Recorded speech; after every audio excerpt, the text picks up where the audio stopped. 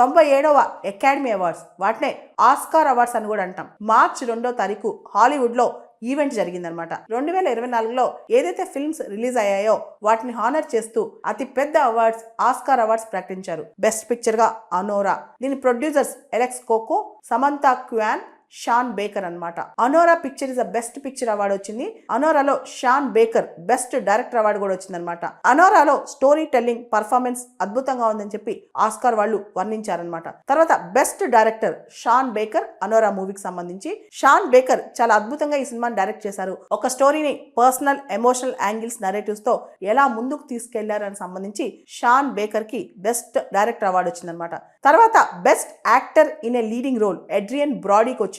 ఎడ్రియన్ Brady brutalist మూవీలో ఒక complex role, క్లిష్టమైన రోల్, చాలా అద్భుతంగా తన యాక్టింగ్ వర్సటిలిటీ, యాక్టింగ్ లో విభిన్నత చూపిస్తూ ముందుకు తీసుకెళ్లాడంట. అందుకనే ఎడ్రియన్ బ్రాడీకి బ్రూటలిస్ట్ మూవీకి సంబంధించి best actor in a leading role award వచ్చిందనమాట. తర్వాత best actress in a leading role Mikey Madison, Anora movie again. Mikey Madison, ఈ అమ్మాయి చాలా అద్భుతంగా ఎక్సెప్షనల్ పర్ఫార్మెన్స్ చూపించిందంట. అందుకనే ముఖ్యంగా ఒక ట్రాన్స్ఫర్మేటివ్, డీప్లీ ట్రాన్స్ఫర్మేటివ్ క్యారెక్టర్, చాలా అద్భుతంగా ఒక ట్రాన్స్ఫర్మేటివ్ లీడ్ ప్లే చేస్తూ ఒక క్యారెక్టర్లో జీవించిందంట అసలు యాక్చువల్గా. అందుకనే ఈవిడికి, మైకీ మ్యాడిసన్కి అనోరా మూవీకి best actress in a leading role award వచ్చిందనమాట.